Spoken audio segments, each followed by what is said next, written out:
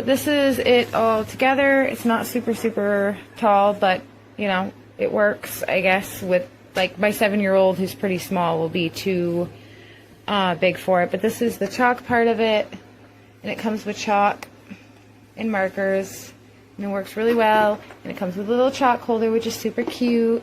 I cannot figure out how to just flip this because I thought this was just supposed to flip over onto the other side. So we're just going to be turning it like this. So it's a good thing it's small. And then you just kind of pull it forward. And then there is these are the clips where you put the paper if you want to paint, or markers. Comes with a bunch of markers and you can color it.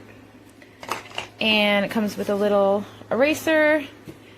So this is like where most of the stuff happens. It doesn't have a clip on this side though. And there's a little like speaker thing, and I haven't figured out what that does yet because I just put it together. But it's super cute. Yeah.